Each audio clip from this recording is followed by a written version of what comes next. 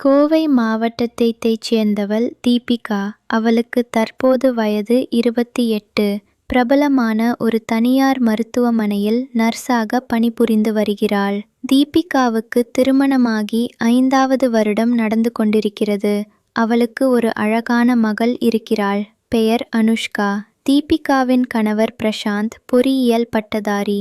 அவர் 2 வருடங்களுக்கு முன்னர் வேலைவாய்ப்பிற்காக துபாய் சென்றுவிட்டார். ஆனால் அங்கு சென்ற பிறகு அவருக்கும் தீபிகாவுக்கும் இடையே தொடர்பு மெல்ல மெல்ல குறையத் தொடங்கியது. முதலில் வாரத்தில் 2 முறை ஃபோன் செய்து பேசுவார். பிறகு அதுவும் மாதத்திற்கு ஒரு முறையாக குறைந்தது.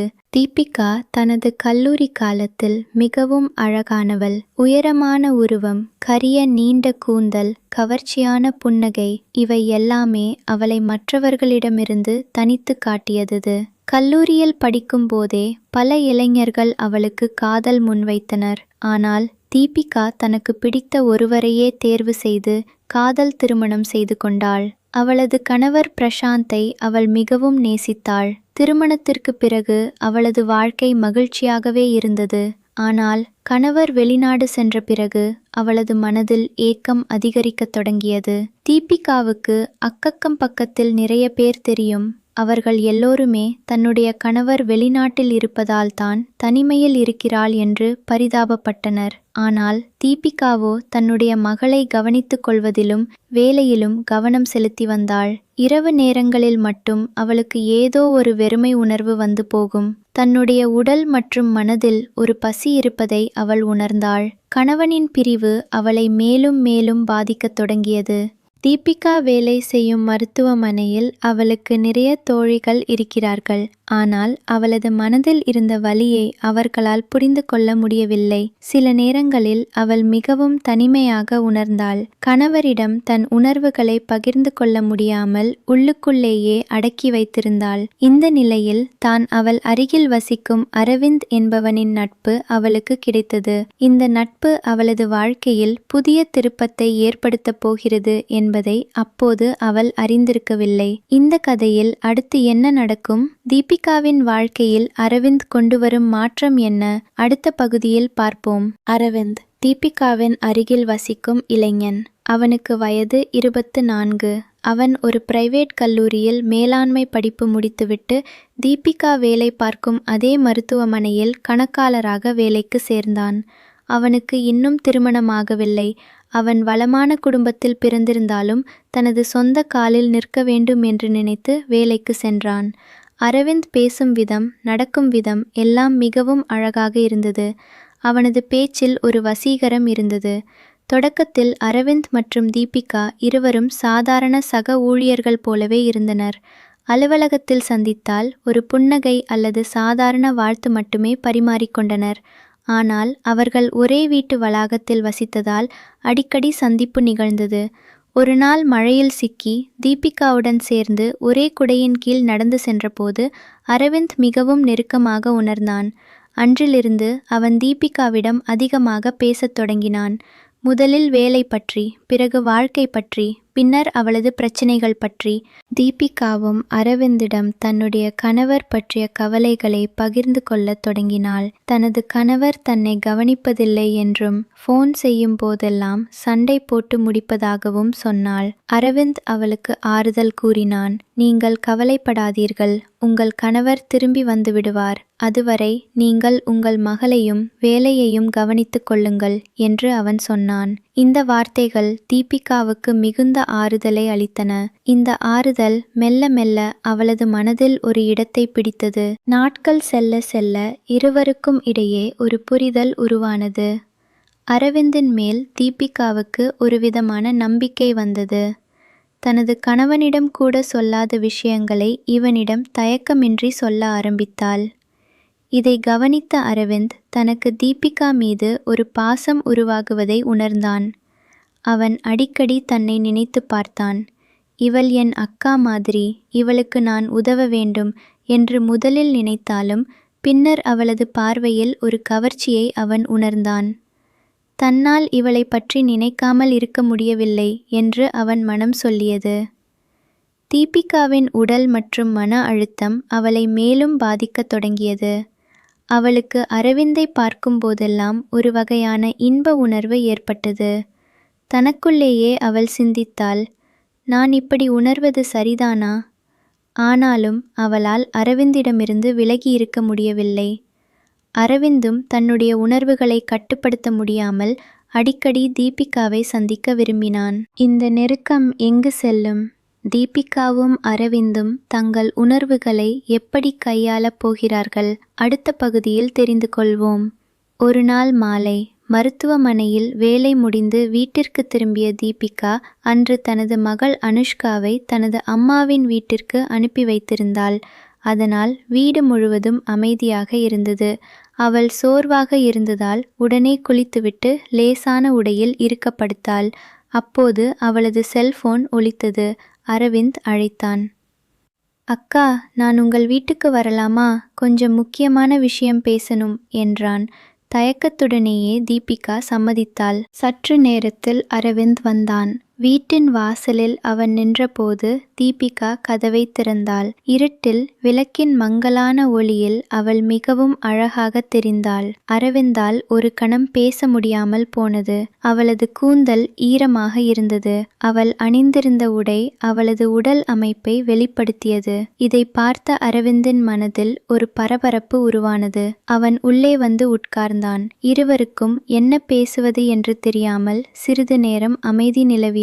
பின்னர் அரவிந்த் பேச்சை தொடங்கினான். அக்கா, நீங்கள் இன்னைக்கு ரொம்ப அழகாக இருக்கீங்க என்றான். இதை கேட்ட தீபிகாவுக்கு வெட்கமாக இருந்தாலும் உள்ளுக்குள் ஒரு மகிழ்ச்சி ஏற்பட்டது. பல வருடங்களாக அவள் யாரிடமும் இப்படி பாராட்டு கேட்டதில்லை. என்ன, சும்மா வம்பு பேசுறியா என்று சொல்லி தட்டி கழித்தாள். ஆனால் அரவிந்த் மெல்ல அவள் அருகில் நெருங்கினான். நான் பொய் சொல்லவில்லை, நீங்கள் உண்மையிலேயே அழகாக இருக்கிறீர்கள். உங்களை போன்ற ஒரு பெண்ணைத்தான் நான் திருமணம் செய்ய விரும்புவேன் என்றான். இந்த வார்த்தைகள் தீபிகாவின் மனதில் பழைய கல்லூரி நாட்களை நினைவுபடுத்தின. அப்போது அவளுக்கு வந்த பல காதல் முன்வைப்புகள் நினைவுக்கு வந்தன. ஆனால் இப்போது அவள் ஒரு தாய், ஒரு மனைவி. இவன் சொல்வதெல்லாம் சரிதானா? அவளுக்கு ஒரு பக்கம் மகிழ்ச்சியாகவும் மறுபக்கம் பயமாகவும் இருந்தது. இது சரியில்லை, நான் திருமணமானவள் என்று எதிர்க்க முயன்றாள். ஆனால் அவளது குரலில் அந்த எதிர்ப்பின் வலிமை இல்லை. அரவிந்த் அவளது கையை பிடித்தான். அந்த தொடுகை தீபிகாவின் உடலில் ஒரு புதுவித அதிர்வை ஏற்படுத்தியது. அவளால் அந்த தொடுகையை மறுக்க முடியவில்லை. அவள் தனது கணவனை நினைத்தாள். அவள் தனது குழந்தையை நினைத்தாள். ஆனால் அந்த நினைவுகள் அனைத்தும் அரவிந்தின் பார்வையில் மறைந்தன. அவள் தன்னை இழக்கத் தொடங்கினாள். இருவருக்குமான இந்த நெருக்கமான தருணம் எப்படி முடிவடையும்? தீபிகா தனது மனதிற்கும் உடலுக்கும் இடையில் சிக்கித் தவிக்கிறாள். அடுத்த பகுதியில் மேலும் பார்க்கலாம். அந்த இரவு தீபிகா மற்றும் அரவிந்த் இருவரும் தங்களின் உணர்வுகளை முழுமையாக வெளிப்படுத்திக் கொண்டனர். தீபிகா பல வருடங்களாக தனது உள்ளுக்குள் அடக்கி வைத்திருந்த அனைத்து தாகங்களையும் ஏக்கங்களையும் ஆசைகளையும் அரவிந்திடம் காட்டினாள். அரவிந்தும் அவளுக்கு முழுமையான துணையாக இருந்தான். அந்த இரவு அவர்கள் இருவருக்கும் மறக்க முடியாத ஒரு அனுபவமாக மாறியது. தீபிகா மிகுந்த மகிழ்ச்சி அடைந்தாள். தன் கணவனுடன் கூட இத்தகைய முழுமையான உறவு இருந்ததில்லை என்று அவள் உணர்ந்தாள். அதற்கு பிறகு அவர்கள் இருவருக்கும் இடையே ஒரு இரகசிய உறவு தொடங்கியது. அடிக்கடி ஃபோன் செய்து பேசுவது, இரவு நேரங்களில் சந்திப்பது என அவர்கள் தங்கள் உறவை தொடர்ந்தனர். தீபிகா தனது மகளை படுக்கை வைத்துவிட்டு அரவிந்தை வரச் சொல்வாள். அரவிந்தும் அவள் சொன்ன மாத்திரத்தில் ஓடி வருவான். இது ஒரு புதிய போதை போல் அவர்களுக்கு இருந்தது. ஒவ்வொரு முறையும் சந்திக்கும் போதும் அவர்களின் உறவு மேலும் மேலும் ஆழமானது. இந்த உறவில் தீபிகா மிகவும் மகிழ்ச்சியாக இருந்தாள். ஆனால் அவளது மனதில் ஒரு குற்ற உணர்வும் இருந்தது. தன் கணவனுக்கு துரோகம் செய்கிறோம் என்ற எண்ணம் அவளை வாட்டியது. மறுபுறம் தனக்கு கிடைத்த இந்த புதிய அனுபவமும் கவனிப்பும் அவளை மிகவும் கவர்ந்தது. அரவிந்தின் மீது அவளுக்கு ஒரு ஈர்ப்பு ஏற்பட்டது. அவனை பார்க்காவிட்டால் ஒரு நாளும் முழுமையடையாதது போல் உணர்ந்தாள். அரவிந்துக்கும் இந்த உறவு மிகவும் பிடித்திருந்தது. தனக்கு பிடித்த ஒரு பெண்ணுடன் இருக்கும் உணர்வு அவனை மேலும் மேலும் கவர்ந்தது. அவன் தனது திருமணத்தை பற்றி கூட சிந்திக்கத் தொடங்கினான். எனக்கு தீபிகா போன்ற ஒரு மனைவி கிடைத்தால் எவ்வளவு நன்றாக இருக்கும் என்று அவன் நினைத்தான். இந்த நிலையில் அவர்கள் இந்த உறவை இரகசியமாக வைத்திருக்க முடிந்தது. ஆனால் இரகசியங்கள் எப்போதும் மறைந்து இருக்க முடியாது. ஒரு நாள் அரவிந்தின் தோழன் ஒருவன் அவர்களை சந்தேகத்திற்கிடமான முறையில் பார்த்துவிட்டான். இந்த விஷயம் மெல்ல மெல்ல வெளியே பரவத் தொடங்கியது. அக்கம் பக்கத்தினர் கிசுகிசுக்க ஆரம்பித்தனர். தீபிகாவின் கணவருக்கு இந்த விஷயம் தெரிய வந்தால் என்ன நடக்கும் என்ற பயம் அவர்களை வாட்டியது. இந்த ரகசியம் எப்படி வெளியில் வரும்? தீபிகாவின் குடும்ப வாழ்க்கை என்னாகும்? அடுத்த பகுதியில் தெரிந்து கொள்வோம். சில மாதங்கள் கடந்தன. தீபிகாவின் கணவர் பிரசாந்த் துபாயிலிருந்து தன் மனைவிக்கு அடிக்கடி ஃபோன் செய்யத் தொடங்கினார். முதலில் சாதாரண விஷயங்கள் பேசினார். பின் மெல்ல மெல்ல உன்னை பற்றி ஏதோ கிசுகிசுக்கள் வருகின்றன என்று கேட்டார். தீபிகா பதட்டத்துடன் மறுத்தாள். எல்லாம் பொய், உனக்கு யார் இப்படி சொன்னது என்று கேட்டாள். ஆனால் அவளது குரலில் பதட்டம் இருப்பதை பிரசாந்த் உணர்ந்தான். அவர் மிகவும் கோபமடைந்தார். நான் சீக்கிரமே இந்தியா வருகிறேன், அப்போது உன்னிடம் நேரில் பேசுகிறேன் என்று சொல்லி ஃபோனை வைத்துவிட்டார். இந்த செய்தி தீபிகாவை மிகவும் கலக்கியது. அவள் உடனே அரவிந்தை சந்தித்தாள். நம்ம விஷயம் எல்லாம் என் கணவருக்கு தெரிஞ்சு போச்சு, அவர் சீக்கிரமே வந்துடுவார், இனி நாம் இந்த உறவை நிறுத்தி கொள்ள வேண்டும் என்றாள். அரவிந்துக்கு அதிர்ச்சியாக இருந்தாலும் அவன் இந்த முடிவை ஏற்றுக்கொண்டான். நீங்கள் சொன்னது சரிதான், நமக்கு மரியாதை முக்கியம், இந்த உறவை நிறுத்தி கொள்ளலாம் என்று ஒப்புக்கொண்டான். ஆனால் தனக்குள் அவனுக்கு மிகுந்த வருத்தம் இருந்தது. சில நாட்களில் பிரசாந்த் இந்தியா திரும்பினார். அவர் வீட்டிற்கு வந்ததும் தீபிகாவிடம் கடுமையாக வாக்குவாதம் செய்தார். நீ எப்படி இப்படி செய்யலாம்? நான் உனக்காக உழைக்க வெளிநாடு சென்றேன், நீயோ நன்றி கெட்டவளாக நடந்து கொண்டாய் என்று கத்தினார். தீபிகா அழுது கொண்டே மன்னிப்பு கேட்டாள். உங்கள் பிரிவு என்னை மிகவும் பாதித்தது, நான் தவறு செய்துவிட்டேன், தயவு செய்து என்னை மன்னியுங்கள், இனிமேல் இது மாதிரி நடக்காது என்று கெஞ்சினாள். பிரசாந்தின் மனம் கொஞ்சம் இலகியது. அதே சமயத்தில் பிரசாந்த் அரவிந்தையும் பார்த்து பேசினார். நீ இவளுக்கு தம்பி மாதிரி, உன்னால் இவளுக்கு இப்படி ஒரு துரோகம் செய்ய முடியுமா என்று கேட்டார். அரவிந்த் தலை குனிந்து நின்றான். என் தவறு மிக பெரியது, உங்கள் குடும்பத்திற்கு நான் ஏற்படுத்திய பாதிப்புக்கு மன்னிப்பு கேட்டுக்கொள்கிறேன் என்று சொன்னான். அவன் இனி தீபிகாவை தொடர்பு கொள்ள மாட்டேன் என்று உறுதியளித்தான். இந்த சம்பவம் அரவிந்தின் மனத்தில் பெரிய மாற்றத்தை ஏற்படுத்தியது. தான் ஒரு தவறான பாதையில் சென்றுவிட்டோம் என்று அவன் உணர்ந்தான். பிரசாந்த் நீண்ட யோசனைக்கு பிறகு தனது மனைவியை மன்னிக்க முடிவு செய்தார். இது உனக்கு கடைசி எச்சரிக்கை, இனிமேல் இப்படி நடந்தால் நான் உன்னை விவாகரத்து செய்து விடுவேன் என்று சொன்னார். தீபிகா மகிழ்ச்சியுடன் ஒப்புக்கொண்டாள். அவர்களின் குடும்ப வாழ்க்கை மெல்ல மெல்ல இயல்பு நிலைக்கு திரும்பியது. இந்த சம்பவத்திற்கு பிறகு அரவிந்தின் வாழ்க்கை என்ன ஆனது?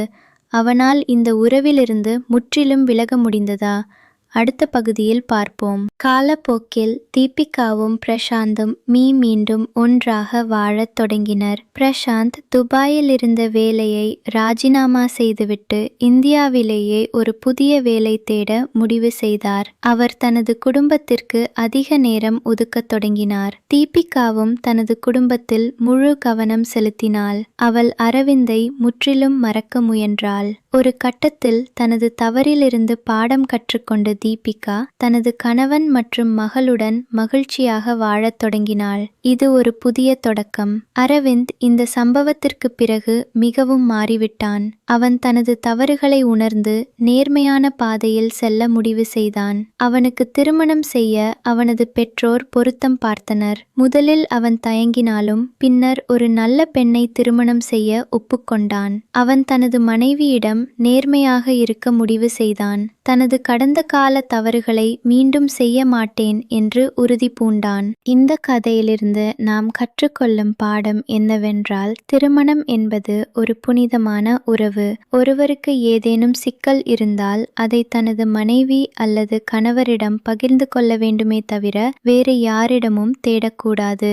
மேலும் ஒரு தவறான உறவில் ஈடுபடுவது எல்லோரையும் பாதிக்கும் என்பதை புரிந்து கொள்ள வேண்டும். குடும்பம் என்பது ஒரு அழகான கட்டமைப்பு. அதை பாதுகாக்க வேண்டியது ஒவ்வொருவரின் கடமை. தீபிகாவின் கதை ஒரு சாதாரண பெண்ணின் மனதில் ஏற்படும் போராட்டத்தையும் அவள் எவ்வாறு தன்னை மீட்டு கொண்டாள் என்பதையும் காட்டுகிறது. அவள் தவறு செய்தாள், ஆனால் அந்த தவறிலிருந்து மீண்டு தனது குடும்பத்தை காப்பாற்ற முடிந்தது. இதுவே இந்த கதையின் முக்கிய கருத்து. அவள் இன்று மிகவும் மகிழ்ச்சியான குடும்ப வாழ்க்கையை வாழ்கிறாள். பிரசாந்தும் தீபிகாவும் இப்போது மிகவும் நெருக்கமான உறவை பகிர்ந்து கொள்கிறார்கள். இறுதியாக தவறுகள் நடந்துவிடும். ஆனால் அந்த தவறுகளிலிருந்து பாடம் கற்று மனதை திருத்தி நேர்மையான பாதையில் செல்வதே வாழ்க்கையின் உண்மையான வெற்றி. இந்த கதை அனைவருக்கும் ஒரு நல்ல பாடத்தை தரும் என்று நம்புகிறோம். உங்கள் வாழ்க்கையில் எத்தனை பிரச்சனைகள் வந்தாலும் குடும்பத்தையும் நேர்மையையும் காப்பாற்றுங்கள். அதுதான் உண்மையான மகிழ்ச்சி.